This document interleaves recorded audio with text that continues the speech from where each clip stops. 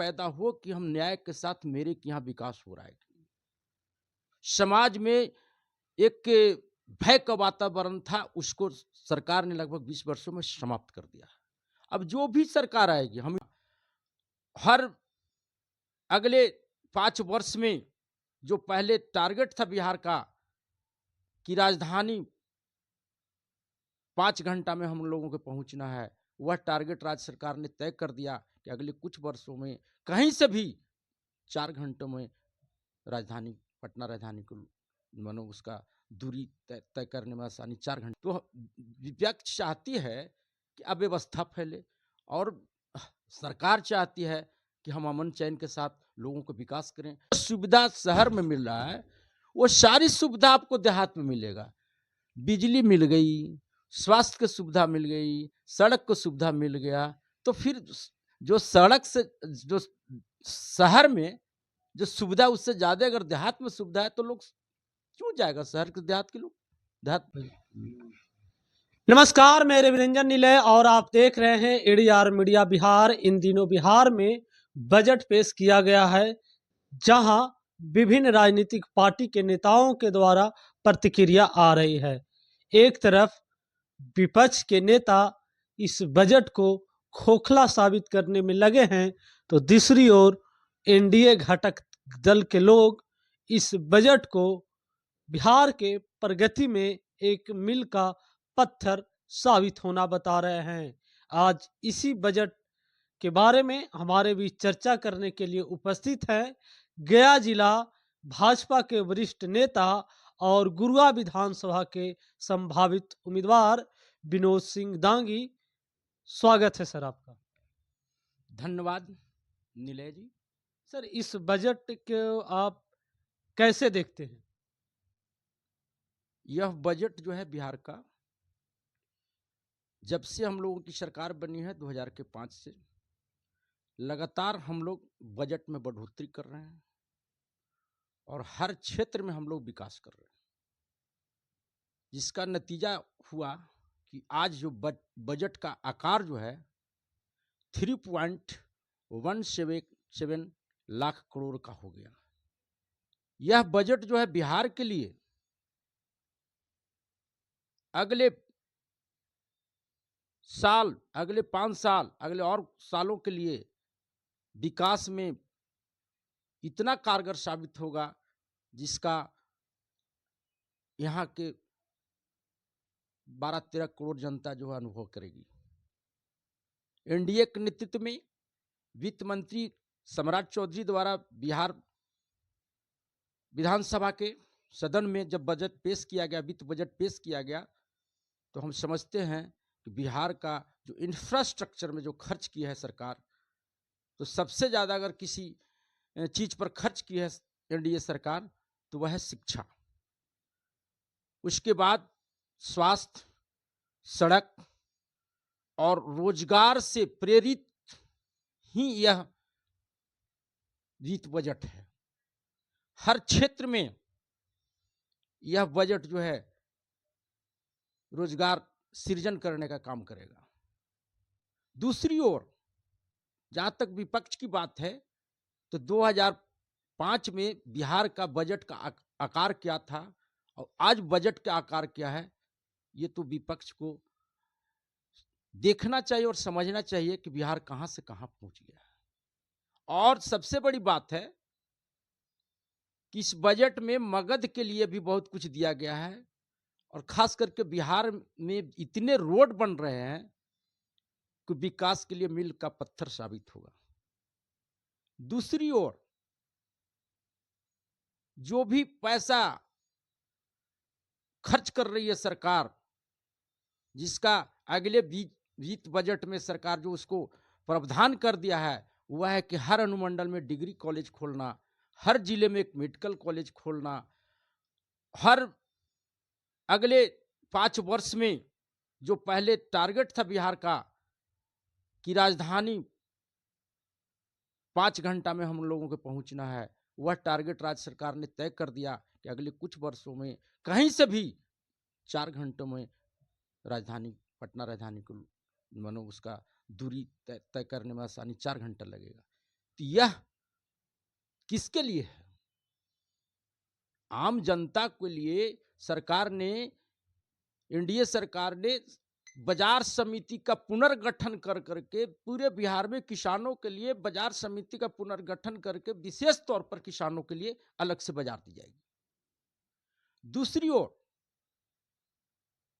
हर चीज में, सहकारिता के क्षेत्र में, चाहे डेयरी के क्षेत्र में, या फिर हर अच्छे अच्छे, जैसे गया जिला की ओर में हो गया, पटना जिला में हो गया, पटना जिला में, पटना के शहर में मेट्रो का लगभग कुछ दिनों में, कुछ सालों में चालू होने वाला है, और उसी तरह का प्रोजेक्ट गया में बनेगा। और यह मेट्रो क्या गया के लिए, जो कि गया एक राष्ट्रीय स्तर का, यहाँ जो बौद्ध का ज्ञान की धरती है, और यहाँ बुद्ध की धरती है, यहाँ विष्णु पद है, ये इसके मद्देनजर रखते हुए केंद्र सरकार ने भी बिहार को अलग से 50,000 करोड़ रुपया दिया है। तेजस्वी यादव और तमाम विपक्षी दल के जो नेता हैं वो कह रहे हैं कि यह जो बजट है 2025 आम चुनाव को लेकर बजट बनाया गया है, इसमें वैसा कोई प्रावधान नहीं किया गया है जिससे बिहार का विकास हो सके। विपक्ष का तो काम ही है हर काम को विरोध करना, लेकिन विपक्ष को ये देखना चाहिए कि अगर चुनाव के ही ध्यान में रखकर अगर ये बजट पेश किया गया है, तो पिछले 20 वर्षों से एनडीए की सरकार है, उसमें कुछ सालों के लिए वह भी आए थे, तो ये तब तो विकास नहीं होता है इसके पहले, लेकिन विकास हुआ है, उनको भी अंदाजा है, वो भी सरकार में रहे हैं, तो विकास के मद्देनजर ये सरकार काम कर रही है, ऐसा विपक्ष को सोचना है। लेकिन हम तो काम कर रहे हैं जनता के लिए, जनता ने निर्णय करेगी कि हम किसके लिए कर रहे हैं, सरकार क्या कर रही है। अब अगर सरकार काम नहीं करती तो आज विपक्ष में क्यों बैठा हुआ है भाई, जो तेजस्वी जी क्यों बैठे हुए हैं? आप काम कीजिए ना भाई, बिहार में विकास के काम कीजिए। बिहार में कितना काम हुआ है, स्वास्थ्य के क्षेत्र में काम हुआ, जहाँ जो कि पहले पेशेंट नहीं आता था, ब्लॉक प्रखंड स्तर पर स्वास्थ्य केंद्र में आज लंबी भीड़ लगी हुई है। रोड का स्थिति देख लीजिए कि गांव देहात जंगल जहां जहां भी हो रोड बन गई है, तो किसके लिए बना है भाई? किसी एक जात के लिए थोड़ी बना है। तो विपक्ष चाहती है कि अव्यवस्था फैले, और सरकार चाहती है कि हम अमन चैन के साथ लोगों को विकास करें। अभी आधी आबादी के लिए हर क्षेत्र में आरक्षण दिया है, तो अभी क्रांति, मौन क्रांति बिहार सरकार ने लाया है। तो ये बजट में महिलाओं के प्रति भी सरकार ने अच्छा बहुत कुछ किया है भाई। क्या महिलाओं के प्रति क्या क्या बजट में लाया गया? महिलाओं के प्रति है कि महिलाओं के अलग से बजट में, जो कि अति पिछड़ा वर्ग के होते हैं या पिछड़ा वर्ग के होते हैं, जो भी होते हैं, महिलाओं के लिए अलग से प्रावधान किया गया है कि उनको जो छात्रवृत्ति मिलता है उनको दोगुना मिलेगा। और चीज़ है कि उनके लिए पिंक अलग से उन लोग के व्यवस्था की जाएगी परिवहन में, जो कि सिर्फ जो है से महिलाएं रहेंगी। मतलब पिंक सिटी हाँ, के पिंक स्तर सिटी। पर बस का सुचारू, तो किसके लिए हो रहा है? महिला के लिए। नीतीश कुमार ने महिलाओं को पुलिस में आरक्षण दिया, महिलाओं को शिक्षक में आरक्षण दिया, नगर निकाय में आरक्षण दिया, नगर परिषद में आरक्षण दिया, और ये जिला परिषद में आरक्षण दिया। तो भाई आज तो क्रांति आई, बिहार में उग्रवादी के लगभग समाप्त हो गया। और क्या क्या बजट में लाया गया? महिलाओं के प्रति है कि महिलाओं के अलग से बजट में, जो कि अति पिछड़ा वर्ग के होते हैं या पिछड़ा वर्ग के होते हैं, जो भी होते हैं, महिलाओं के लिए अलग से प्रावधान किया गया है कि उनको जो छात्रवृत्ति मिलता है उनको दोगुना मिलेगा। और चीज़ है कि उनके लिए पिंक अलग से उन लोग के व्यवस्था की जाएगी परिवहन में, जो कि सिर्फ जो है से महिलाएं रहेंगी। मतलब पिंक सिटी हाँ, के पिंक स्तर सिटी। पर बस का सुचारू, तो किसके लिए हो रहा है? महिला के लिए। नीतीश कुमार ने महिलाओं को पुलिस में आरक्षण दिया, महिलाओं को शिक्षक में आरक्षण दिया, नगर निकाय में आरक्षण दिया, नगर परिषद में आरक्षण दिया, और ये जिला परिषद में आरक्षण दिया। तो भाई आज तो क्रांति आई, बिहार में उग्रवादी के लगभग समाप्त हो गया। और दूसरी ओर देहात में 24 घंटा लाइन मिल रहा है, जो लाइन कभी दिखाई नहीं पड़ता था। तो उसमें इंफ्रास्ट्रक्चर में सरकार बिजली पर भी बहुत ज़्यादा खर्च कर रही है इस बजट में। स्वास्थ्य, शिक्षा, स्वास्थ्य, ये पर सरकार क्या काम है कि रोजगार उत्पन्न हो, लोगों के दिल में ये विश्वास पैदा हो कि हम न्याय के साथ, मेरे के यहाँ विकास हो रहा है। समाज में एक भय का वातावरण था, उसको सरकार ने लगभग 20 वर्षों में समाप्त कर दिया। अब जो भी सरकार आएगी, हम ये नहीं कहते कि सब दिन हम ही रहेंगे। जो काम जो सरकार करेगी वो सत्ता में रहेगी। आप भी काम कीजिएगा, आप भी कभी सत्ता में आप आइएगा। कह रहे हैं कि भय की सरकार थी, भय व्याप्त था 2005 के पहले। कल तेजस्वी यादव बिहार विधानसभा में कह रहे थे कि 2005 के पहले लालू यादव ने बिहार के शोषित वंचित लोगों की आवाज दी। बहुत अच्छा बात बोले आप, और ये सवाल का जवाब बहुत ही कड़ा होगा। याद है 95-96 में जब सरकार थी जिसमें लालू जी भी थे, नीतीश जी भी थे, जॉर्ज शाह भी थे, सारे लोगों ने थे, तो लालू जी एक प्रस्ताव लाए थे कि जो कर्पूरी जी का फॉर्मूला था आरक्षण का, उसको समाप्त कर करके ओबीसी को देना चाहते थे, सब मिला करके। तो बिहार में सदियों बाद जो है किसी मुख्यमंत्री ने, अति पिछड़ा का जो मुख्यमंत्री बना कर्पूरी जी ठाकुर, जो भारत रत्न बाद में सरकार थी, उन्होंने अलग से 12% का प्रावधान किया, 18% का प्रावधान किया अति पिछड़ों को अलग से। उसको लालू जी ने समाप्त करने का प्रस्ताव लाए थे।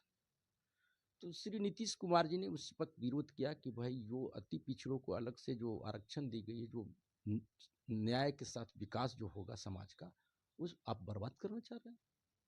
तो लालू जी इसी बात पर मतभेद हो गया। तब इससे साफ जाहिर होता है कि लालू जी किसके लिए लड़ाई लड़ रहे थे और किसकी लड़ाई लड़ रहे थे, आप भी बता सकते हैं।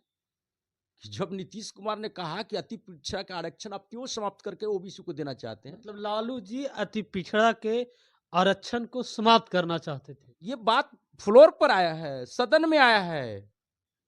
माननीय मुख्यमंत्री ने कहा है कि मेरे साथ इस तरह की बात हुई थी, तब हमने विरोध किया था लालू जी को, तब हम 14 सांसद के नेतृत्व में 94 में हम लोग अलग हुए थे कि अति पिछड़ा के आरक्षण ही समाप्त करना चाह रहे थे लालू जी। ये सारे लोग आज जो बच्चे आज जिनको 2005 के पहले जिनको जन्म नहीं हुआ, उसको क्या पता है भाई कि क्या हुआ था बिहार में, क्या हुआ था बिहार में। तेजस्वी यादव कह रहे हैं कि 2005 के बाद एक भी वैसा विश्वविद्यालय नहीं बना है कि जहां बच्चे पढ़ सकते हैं। यानी साफ तौर से उनका कहना था कि सदन में जितने भी लोग बैठे हुए हैं वह 2005 के पहले वाले विश्वविद्यालय से पढ़ के निकले।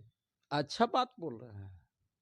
जो नालंदा में बना उनको एहसास नहीं था किसने बनवाया और क्यों बनवाया। नालंदा विश्वविद्यालय बना ना जी, हैं बना कि नहीं बना। और वो उनके पिताजी चरवाहा विद्यालय बनाए थे, तो क्या उस चरवाहा विद्यालय से कितने बच्चे पढ़ करके आज IAS IPS बने या पढ़े हैं, ये भी तो बताने का कष्ट करें। जो चरवाहा विद्यालय खोले थे तो किसके लिए खोले थे, अब वो बतावे ना कि उनके विद्यालय से कितने बच्चे जो है से आगे बढ़े हैं, तो उसका जवाब देना। विश्वविद्यालय नहीं खुला, स्कूल नहीं खुला, इंफ्रास्ट्रक्चर तैयार नहीं हुआ, तो फिर आज बंद कहाँ से रहा है सब भाई। आज 5 लाख टीचर नहीं होता, बहाल हुआ, शिक्षकों को राजकर्मी का दर्जा मिला, ये किसके लिए मिला भाई, किनको मिला भाई। ये क्यों नहीं तेजस्वी जी बताते हैं और कह देते हैं कि विश्वविद्यालय नहीं मिला। नहीं किसे बना, भाई प्राइवेट विश्वविद्यालय बना, सरकारी को छोड़ दीजिए। तो ये सब फालतू की बात है। विपक्ष का काम है केवल विरोध करना, काम तो कुछ करना है नहीं, जातीय उन्माद पैदा करना है। जब भी उनको जरा सा भी मौका मिल जाएगा, 17 महीने के सरकार में उनके लोग एकदम लाठी डंडा लेना फिर शुरू कर दिए थे, तो वो अपने लोग को संभाले नहीं। कहा जा रहा है कि यह जो बजट है 2025 का, उसमें बच्चों और महिलाओं को खास ध्यान रखा गया है, तो क्या ऐसा चुनाव की वजह से है? नहीं नहीं, ऐसा कुछ नहीं है। माननीय मुख्यमंत्री जी ने NDA के नेतृत्व में जब से सरकार संभाला है, तब से महिलाओं के प्रति अगर किसी ने दिया है तो NDA सरकार ने दिया है, या नीतीश कुमार जी ने दिया, या फिर माननीय देश के प्रधानमंत्री श्री मोदी जी ने दिया। महिला के प्रति लगातार हम लोग 2005 से काम करते आ रहे, कोई नई नहीं है। चाहे महिलाओं का रक्षण हो, या जीविका दीदी के रूप में महिलाओं को स्वावलंबी बनाना, या उनको अलग से समूह के रूप में लगभग कहाँ से कहाँ करोड़ों से ऊपर पहुंच गया।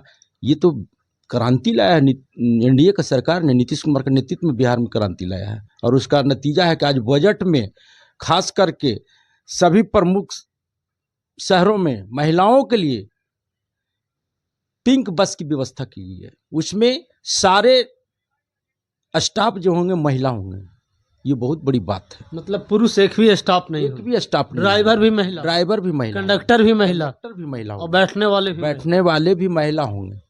ये सरकार करने जा रही है।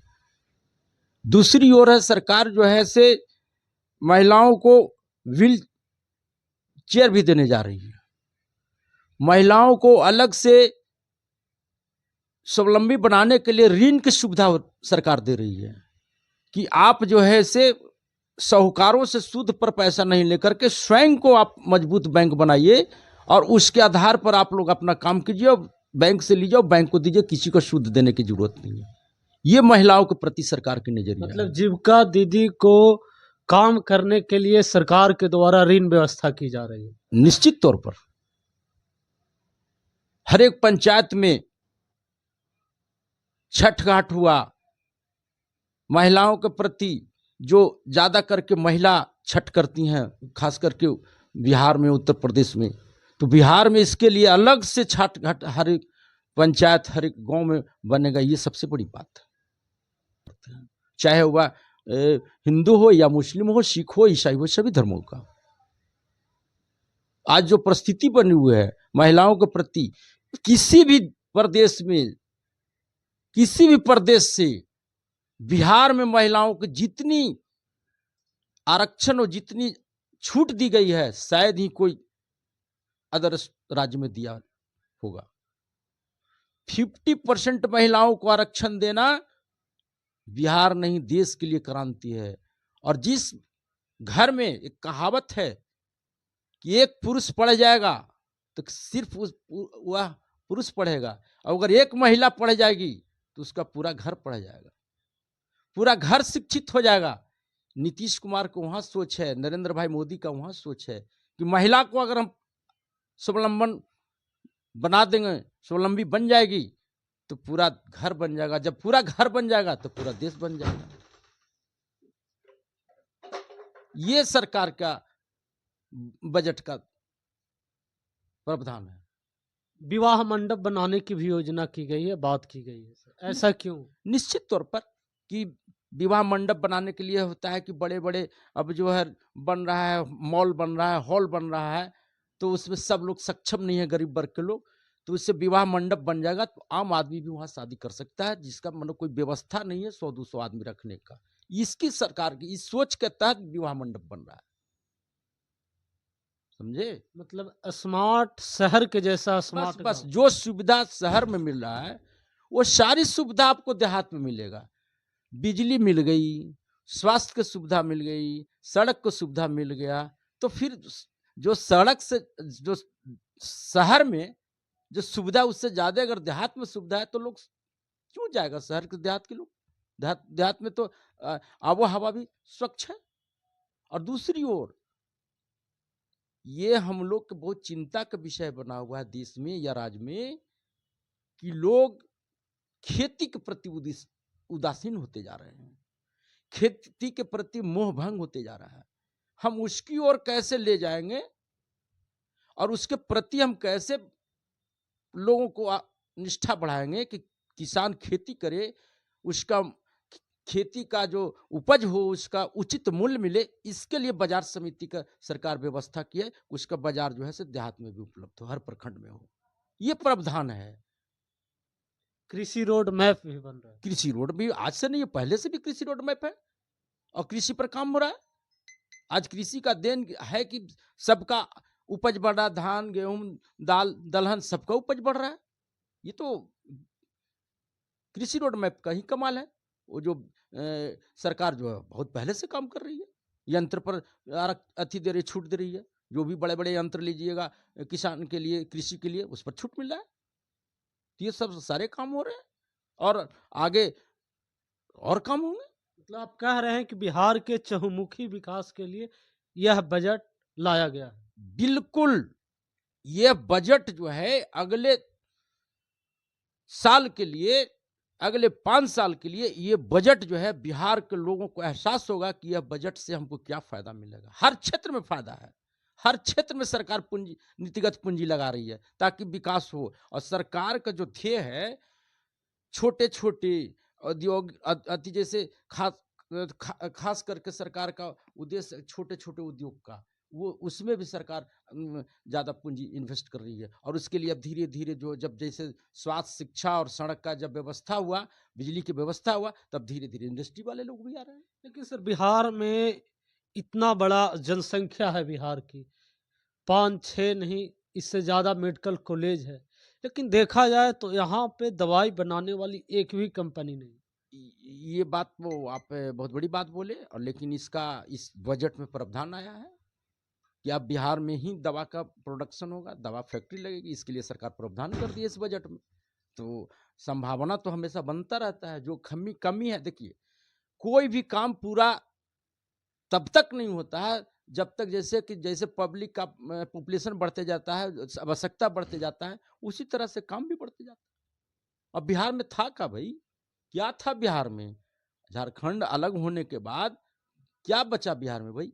उसको अगर इस रास्ता पर एनडीए सरकार लाई है, तो इसके लिए बिहार के लोगों को, हम लोग जैसे आदमी को धन्यवाद देना चाहिए बिहार सरकार को कि इतना बड़ा कहाँ से कहाँ बिहार को ला कर रख, कि हमारी पार्टी भारतीय जनता पार्टी का कल जो प्रदेश अध्यक्ष का प्रदेश परिषद के मीटिंग में प्रदेश कार्य समिति के सारे जिले के लोग जा करके बापू सभागार में पटना में प्रदेश अध्यक्ष के रूप में आदरणीय डॉक्टर दिलीप जायसवाल जी को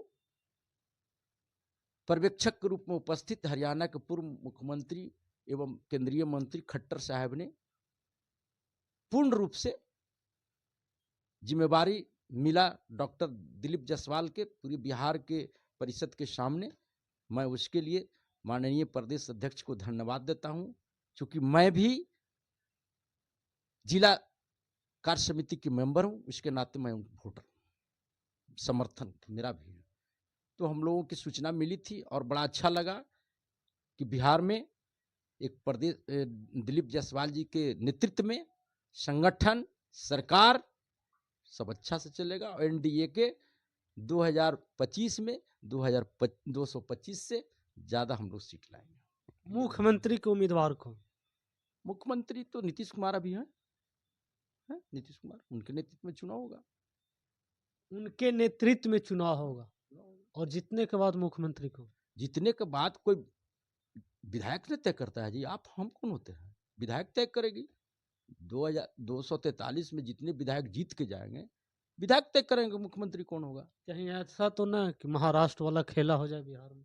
नहीं नहीं नहीं, ऐसा कुछ नहीं है, कुछ नहीं है, ऐसा गलत सोचना है लोग। 20 साल से हम लोग 19 साल से नीतीश जी के नेतृत्व में, नीतीश जी के नेतृत्व में चुनाव लड़ रहे हैं। ऐसा सोचने वाले लोग तो विपक्ष का ये काम है। विपक्ष तो बोलते ही रहते भाई कि कल वो होगा वो होगा। बिहार है, बिहार में 20-20 लोग आए, 20-20 लोग चले गए। विपक्ष को यहाँ दाल गलने वाला नहीं है इस मामले में। नीतीश जी मतलब हैं और रहेंगे। अगले 5 साल भी नीतीश कुमार मुख्यमंत्री रहे? अगले 5 साल नीतीश जी का स्वास्थ्य कैसा रहता है इस पर निर्भर करता है, ऐसा नहीं है। नीतीश जी हमारे एनडीए के नेता हैं, एनडीए के नेता रहेंगे, इसमें कोई दो मत नहीं है। लेकिन उनका कितना स्वास्थ्य लाभ करता है अगले 5 साल के लिए, उस पर निर्भर करता है भाई। बहुत बहुत धन्यवाद सर बातचीत करने के लिए। धन्यवाद। ओके।